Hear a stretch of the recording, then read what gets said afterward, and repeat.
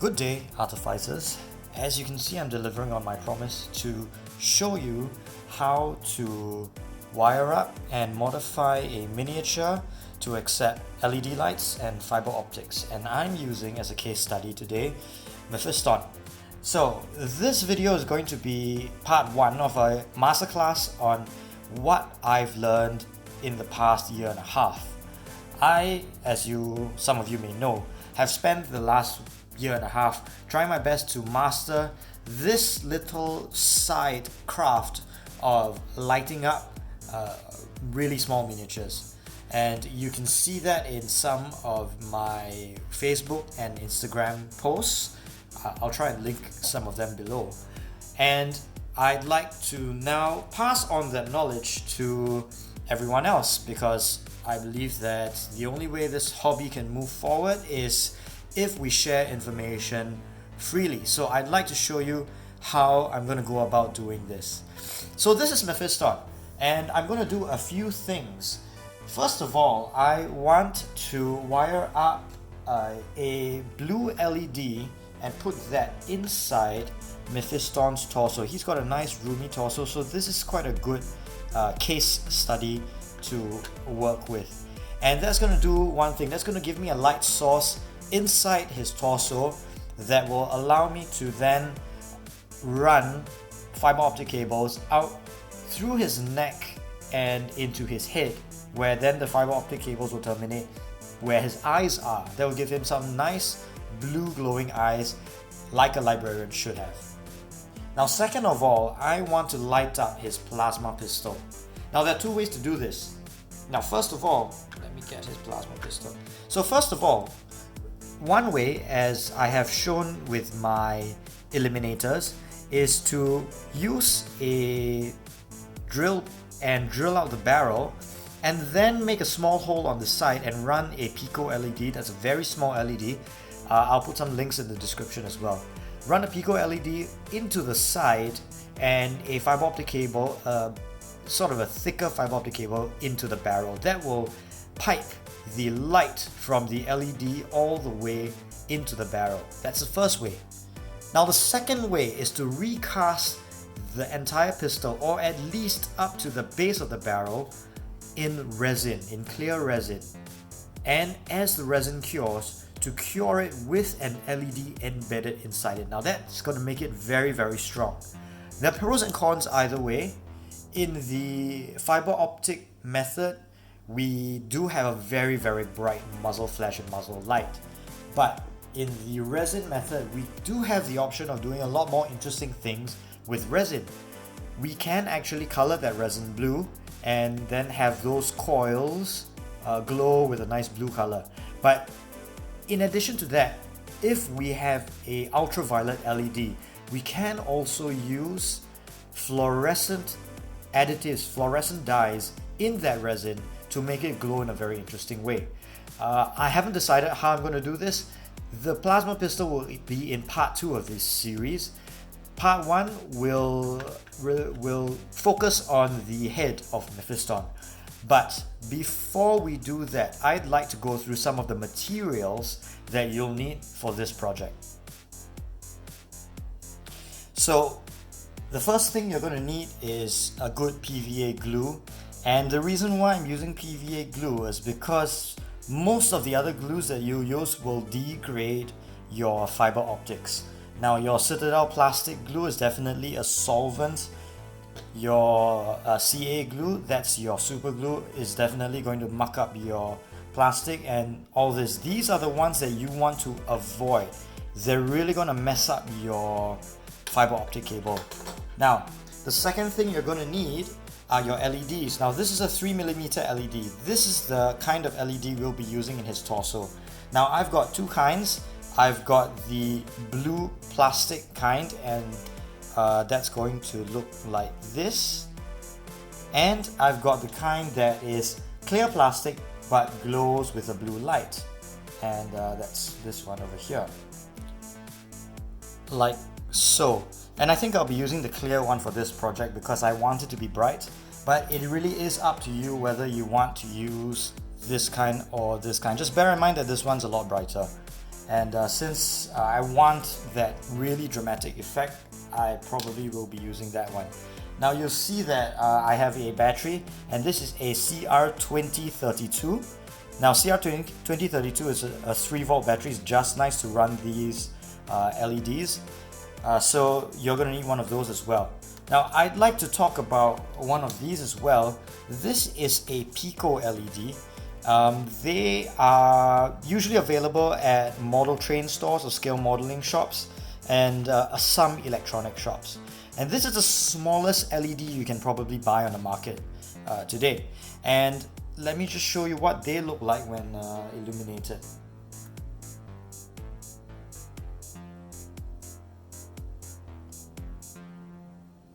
So this is a green one. They're not as bright as the 3mm LEDs that you get. So I rarely run fiber optic cables into them. I prefer to use them as is, and as you can see in some of my Eliminator models, you'll be able to see this inside of the heads of the Eliminators, which is just a very small hole and a very short length of fiber optic straight into the LED. So there's as little fiber optic as possible running these. Now I'll be using something like this for the plasma pistol. I'm not sure what color I'll be using for the plasma pistol yet, but we'll decide in the next video. Next is the fiber optic. I got this off a Star Wars model kit, a very old Star Wars model kit. These are about 0.2mm in diameter. They're very fine fiber optic cables, and they do give a very dramatic effect because they are really pinpoints of light. Now, you might not always be able to find such fine fiber optic cables. They do come in several different diameters, and here's the thickest one that I have. This one, I believe, is 0.75 of a millimeter, and these are the ones that I used for my Eliminator goggles, the night vision goggles. It gives that nice ghost recon effect. So these are nice and broad. You can probably use these for Gene Stealer Cultist goggles and the like. But if you really can't find these, there are Christmas decorations that you can get with fiber optics. Now these don't carry light as well as the actual glass fiber ones. These are plastic, but they do work when you run them with very short lengths. So this is a Christmas one. I do not know the diameter of this, but this would be suitable for most miniature eye glows. I would use this possibly for Espen Locarno if I were ever to do that again. You've got that's your Astro Navigator from the Blackstone Fortress set. So this is a Christmas decoration. There would be a battery pack with a light at the base that shines out, and then you would have colorful lights coming out the tip. You can use something like that as well. So those are the fiber optic cables. Last but not least, you need a battery. And the reason for having this battery is very simple. Oh, sorry, that's not last, but I want to talk about the battery first. The reason for having the battery is very simple. Now, in the base of a typical Games Workshop miniature, you won't be able to fit a lot of material. Removing these pegs in the 40mm base of Mephiston will give me just enough clearance to put my CR2032 battery in there. Now that leaves very little room for electrical contacts or similar types of components. So what I usually do is I cut a hole in the base and have your battery exposed to the magnet that's actually flush with the base of the plastic, and that will allow me to place one of the contacts of my LEDs against the magnet and have the battery directly in contact with the flow of electricity via the magnet. I'm not sure whether this is bad for your batteries. I haven't had any bad experiences with it thus far, so I would recommend this type of treatment to keep your LEDs in the base. Now the other contact, the other pole, would touch the side of your button cell. These button cells are ideal because, or most button cells are ideal because then you have that contact here isolated with the magnet, and every other surface can be made to contact the other polarity, and that will make it very convenient for you to then attach the other side. And finally, the last thing you're going to need is this. This is copper tape. Copper tape is a metallic tape with adhesive on one side. The adhesive is thin enough for you to press it nice and tight against a metal contact and have that become a conductor of electricity for you. Now I'm using this instead of soldering the wires to my LEDs because this is not going to damage any plastic around it. This is not going to take up more space than solder. Solder tends to sometimes have, especially if you're not experienced like me, to have sort of a very bubbly, thick lump. And that's going to take up space. And inside your miniature, you're going to have to want to save as much room as possible. So this is going to be a very useful material for you to use when undertaking projects like this. So those are the materials we need. In part 1 today, we're going to be focusing on Mephiston's head, and what I'll be doing is I'll be drilling out his eyes, and I'll be drilling a cavity in the base of his neck close to the back of his head, and I'll explain why in a few moments. I'll be right back. Now the tools you need for this part is a good hobby knife with a fresh blade. I don't want to use a blunt blade for this project since it is practically brain surgery. Practically, not literally. You'll need a pin vise, and I'm using a 0.3mm bit pin vise. This is a tungsten steel tip. These are very brittle. You have to be very careful when using them. They're not like tool steel. They're not like the kind that you get on your Citadel pin vise. So these are very fine, and they're just the right diameter for me to run my small fiber optic. And then you'll need a set of modeling files. Now the first thing you want to do is have a close look at the miniature you're about to model for. Now, Mephiston is unique in the sense that he has a very high collar, and that high collar is actually going to make life a little bit easier for us.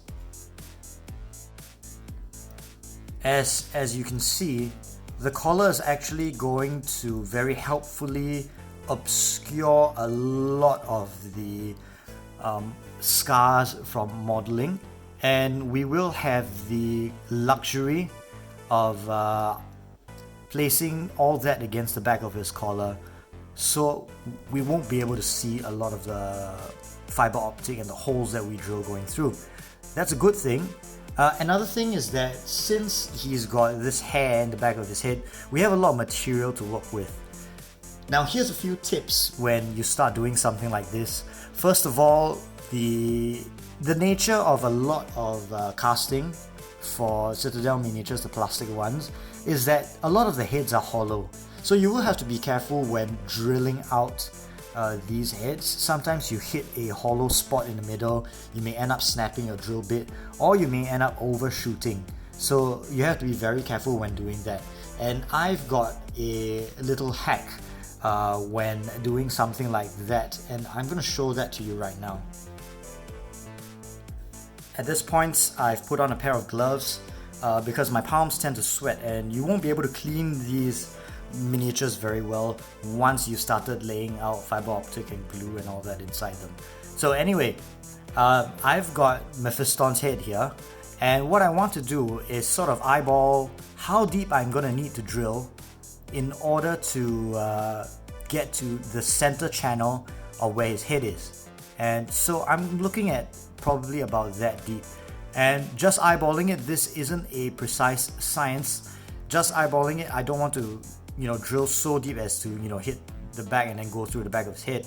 So I'm going to mark out using a black marker how far I think it needs to be before I start making mistakes. And so now I know once I hit that black line, I can stop going deeper.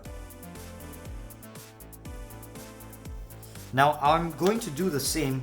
I didn't mention this earlier, but you're going to need a thicker drill bit as well. I've got a 1.2 millimeter drill bit here, and this one's going to go up his neck. So again, I do want to eyeball how far I need to go, about that much. And again, it's not a precise science, but now I want to mark how far that needs to go as well.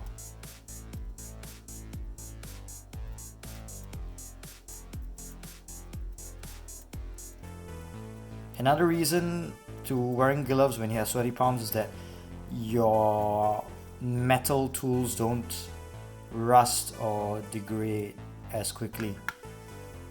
So these two are my marked out drill bits. One goes up his neck and one goes into his eye. Now, how do we start this entire process? Now, these need to be kept back in the box as often as you can.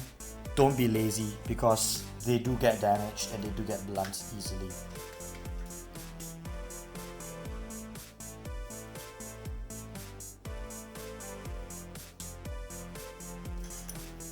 So let's look at our head. Now this can be any miniature's head. It can be a Space Marine helmet. It can be an Eldari helmet. Most of the time you probably want to do it with helmets. This is a little bit of a tough job doing it with Mephiston's face, but let's have a close look at what we have.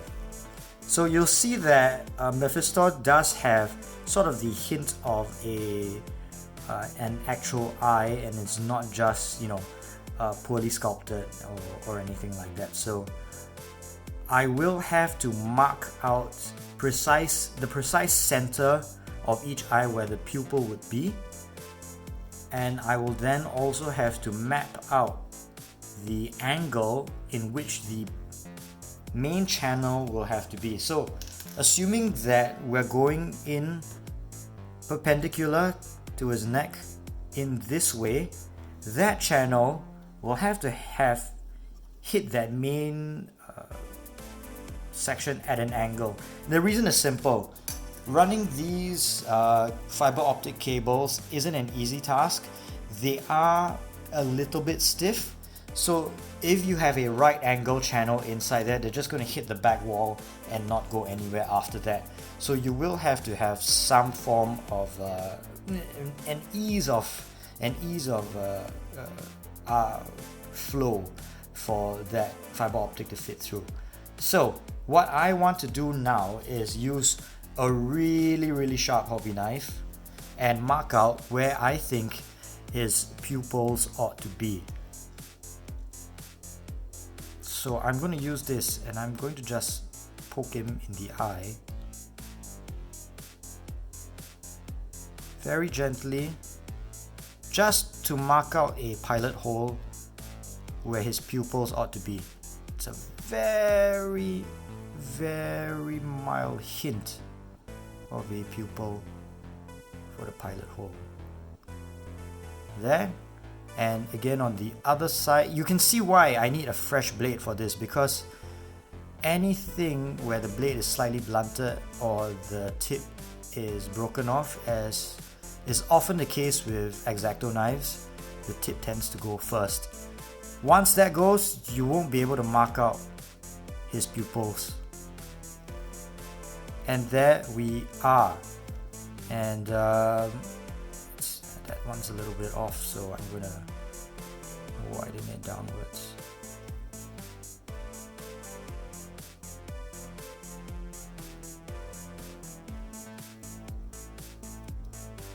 There we are. So those are the pilot holes for his pupils, and I'm going to do one that goes round the back of his head as well. Now if we observe the torso portion of Mephiston, you will see that his head pegs into a slot in the back. That means that we're going to have to run the main channel alongside that slot. I don't want to lose the very nice sculpted angle and the slot that fits very, very firmly in his torso. I don't want to lose this nice angle. So I'm gonna have to run the channel alongside the slot instead of through it, or instead of cutting off this peg. Now you can cut off the peg in the case of maybe an intercessor, and that will give you a lot of room. In fact, if you don't glue it down, you can actually use wires or fiber optics sort of as a loose joint, and you know, he can sort of look around a little bit. But forget all that. In Mephiston, what we're going to do is we're going to mark out a pilot hole somewhere here, right there, and that pilot hole is going to go up at an angle towards his eyes and end up just behind his eyeballs. So that's our pilot hole for the channel. Now, the first channel you want to drill, it's not the eyes. The first channel you want to drill is the one up his neck. So let's take a 1.2mm bit, attach it to our pin vise, and let's get to work on Mephiston's head.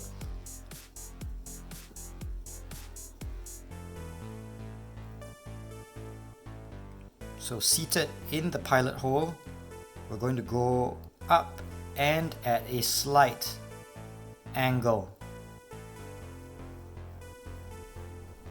We'll go slow, and we'll keep watching our mini and our work from several angles, from the front and from the side at all times, switching back and forth to make sure that we're making a straight line all the way through. Go slow, don't snap your bit, and always keep an eye on the marking you made on that drill bit. See, I want to just barely touch that marking. So let's just keep going.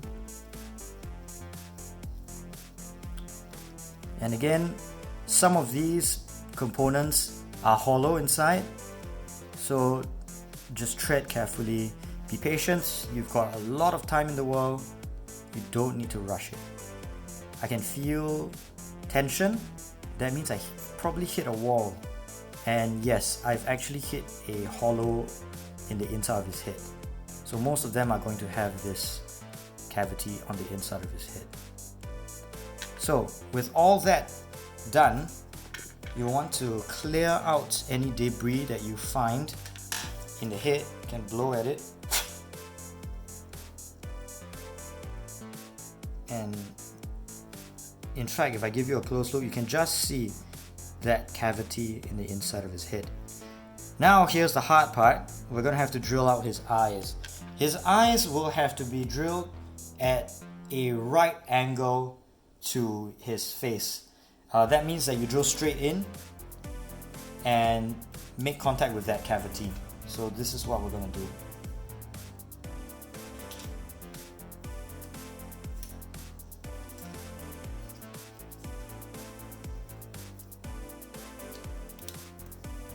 There's our bit, there's the marking where we know where to stop in case we overshoot. And here we begin.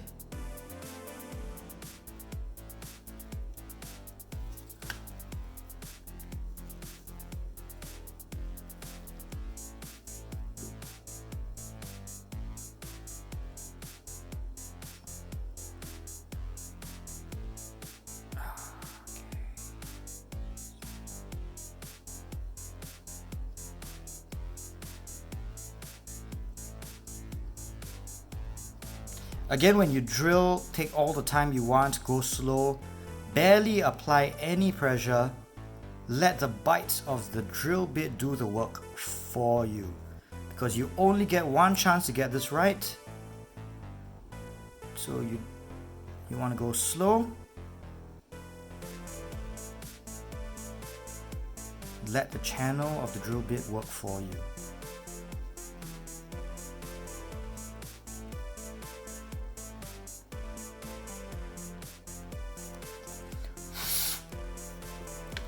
yourself as you go. And you'll see that my hole's a little bit off center, but I should be able to fix that later. This kind of thing tends to happen.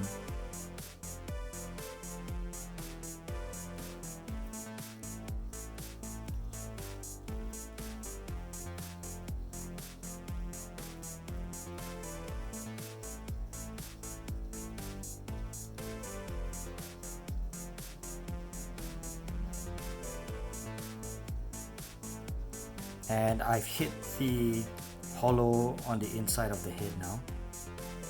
Again, very slowly and carefully withdraw. And then clean it up with a hobby knife.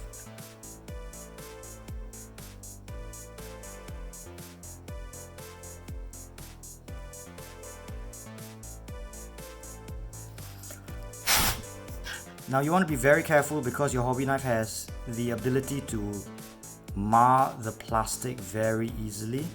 So you have to be incredibly gentle, have a surgeon's hands when working on this.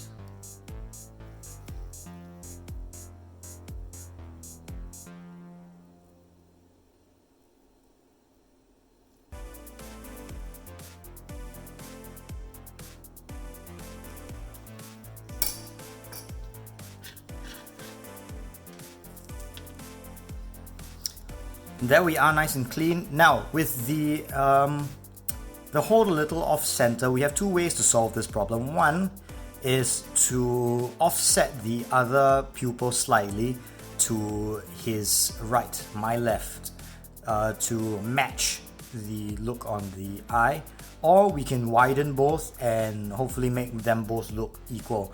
I would rather offset it. Even when painting eyes and you offset the pupil, it tends to look it tends to be easier to do rather than getting right in the middle, and it also tends to look a little bit better. So I think I'll be doing that. So I'm just going to mark this out to the side a little bit more, so that now when I drill it in, it is offset just enough. As you can see, I have the shakes. I can blame my thyroid for that.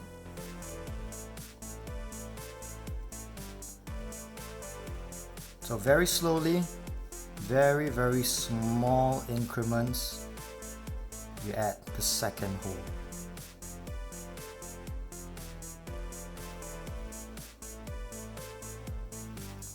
It's gonna look a little bit crazy for now, but I promise you it's gonna look great when it's finally done.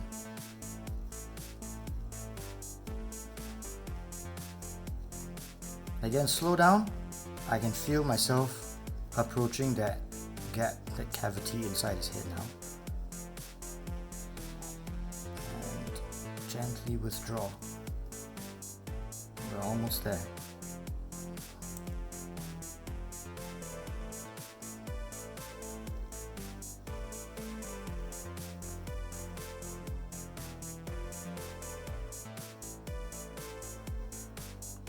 Now you can see I'm barely turning in half circles, maybe even quarter circles as I chew up the plastic, because I want to be very, very careful.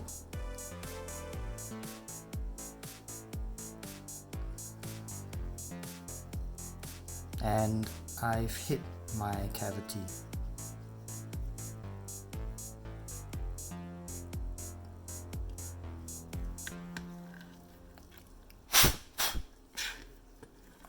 So that's nice and clean.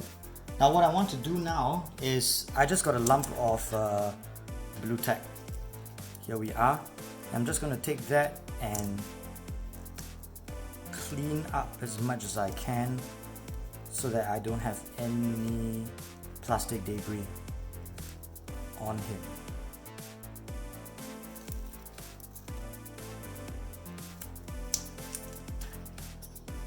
Let's clear up. Open up its other eye a little bit.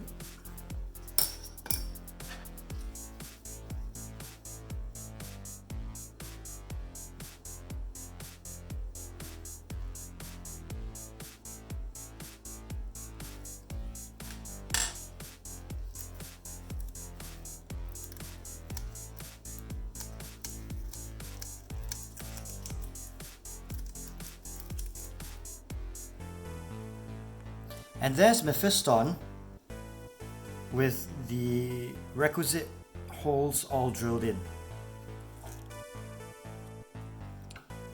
Now here's the final step. You'll want to take a length of fiber optic cable, always overcompensate. I'm gonna cut out about 40 millimeters of fiber optic.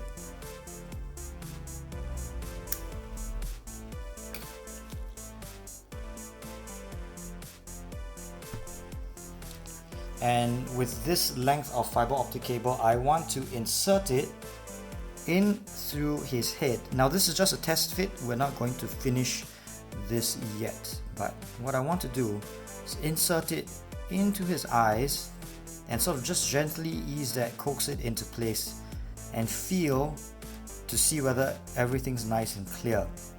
Now I can feel the cavity inside, but I do feel some resistance on the inside, meaning that it's not angling downward, curving through that angled cavity into the bottom channel. So what I want to do now is grab myself a pair of tweezers and very gently just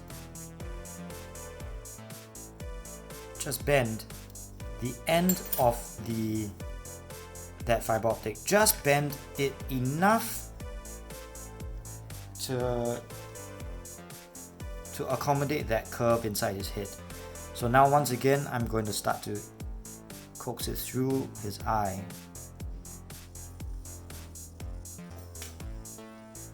So after a couple of rounds of trying, it does appear that the fiber optics aren't fitting all the way through, and this happens once in a while. Sometimes it occurs because the cavity inside the head is oddly shaped due to the casting process. Sometimes it's because I lack the skill to feed that all the way through. I can't see the inside of his head. So the solution when it comes to problems like that is to then widen the cavity in the base of his neck as much as possible. Since, like I said, he's got a nice broad collar and we're not going to be able to see a lot of the stuff underneath his face, we're going to use a broader drill bit, and this one's almost 2 millimeters, and we're widening the base of his channel. You see, I've already begun, so I'm going to go in there and just sort of widen it and have a bigger cavity inside to work with.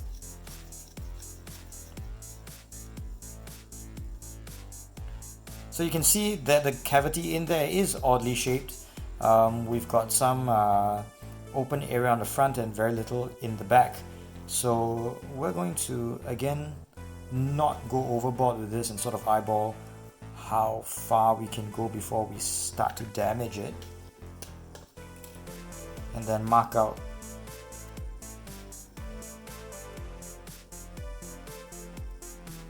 with a black line the points of termination. And then we're going to go to town on this, always keeping an eye where I need to stop, and just about there. So I don't want to go over that spot. I'm just going to fiddle with it a little, loosen up, get all that loose plastic inside. Nice wide cavity. We're going to try again.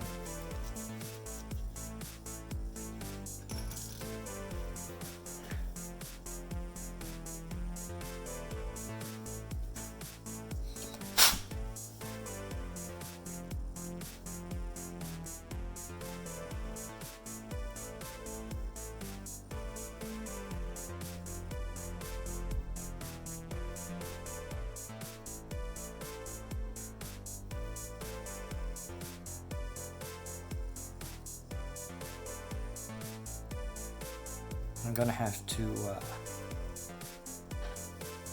to clear that space inside again.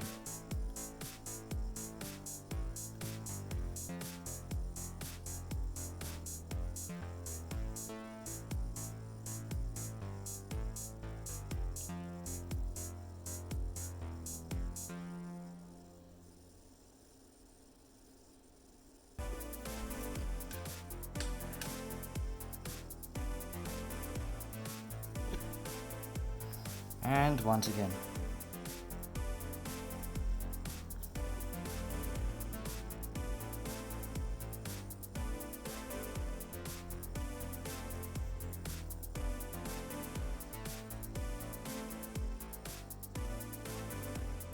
So that's progress. Let's see if I can pull that out with my tweezers.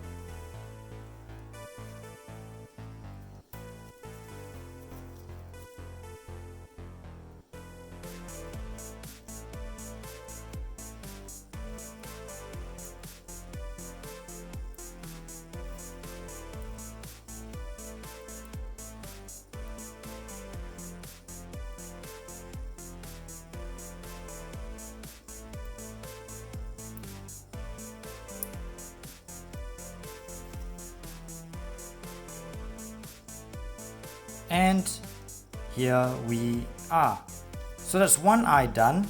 I'm going to fast track the other eye for you so you won't have to watch me suffer through this a second time. But suffice to say, we're going to have to feed the other fiber optic cable through his eye socket and out through the back. And with the cavity being big enough, pick that out inside with the tweezers and thread that all the way through. So I'll be right back. So here we are with both fiber optic cables fed through his eyes and coming out the base of his neck. Now, the next thing we want to do is then make a hole next to the socket for his neck peg, right in front, so that we can feed those fiber optic cables through into his torso. So let me show you how that's done.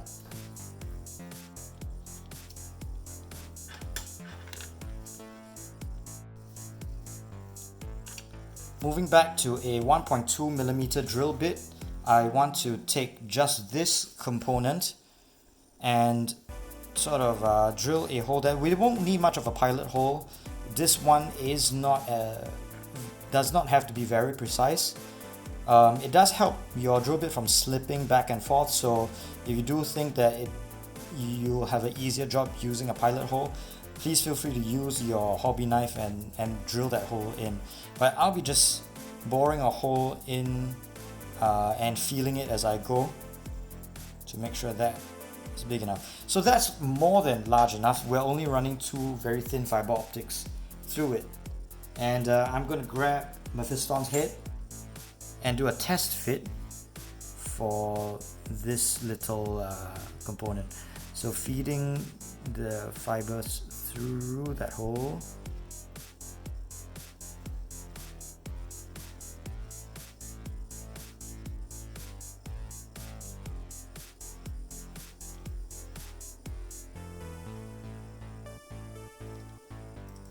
All the way to the base, and then having his neck peg into the back of that torso component.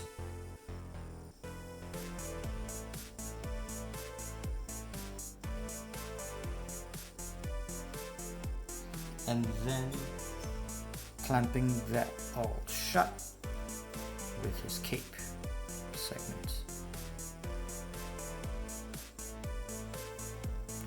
And there we are. Fiber optic cables running into Mephiston's head. Nice flush seal in the base of his neck. Fiber optic cables running into his torso. So now what we'll need to do is secure those cables. Right now they're just being held in place with friction. We will have to secure them using your PVA glue, and that is done only on the head component. I don't want to glue his head down yet because I will want to paint the back of his standing collar. So I'm going to take the head out and I'm going to put some PVA glue inside his neck cavity, making sure, now this is very important, making sure that I have a lot of fiber optic here and here, because you want a lot of a spare fiber to work with. You're going to have to end up cutting a lot of this away. So I will want it to stick out of his head rather far. I want that to stick out the bottom rather far as well. So once I'm happy with the amount of fiber coming out, I'll want to take this PVA glue, and because I want to work very precisely with this, I'll just put a dollop of that on my cutting mat. I want to pick up the fiston's head, and with tweezers or with a reasonable kind of small enough applicator, you'll want to pick up some of that PVA glue and just drop a dollop of that inside his head. You won't have to fill all of it up, but you will have to have enough so that as the PVA glue sets, it holds all that fiber in place. And as PVA glue sets, it sets transparent, and it reduces in volume as well. So it's going to be a nice thin transparent film over everything, and that will allow this to be unobstructed.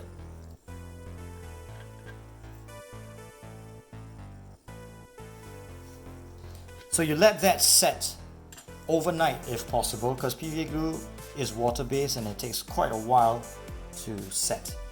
Now with that set, we'll move on to putting the LED inside his chest. That will happen in the third video. For now, I thank you all for watching me impart some of this experience that I've sort of bumbled my way through over the past couple of months to you.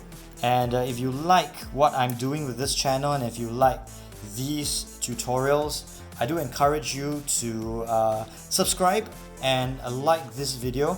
I'm trying to keep this entire channel unmonetized. I don't want to sort of corrupt this nice transfer of knowledge with advertising, but I will be designing some of my own conversion kits and models in the very near future. So just subscribe and switch on the notifications so you'll know when I start to announce it on my main page. And you can support me that way, or you can just support me by sharing this video with your friends and in the groups that you're in. I thank you all once again for being part of the growth of this channel. It's still a very young channel. I've got a couple hundred subscribers, but I'm actually having the time of my life creating videos like this, and I really want to thank you all for your support. So as always, thank you, take care, and bye-bye.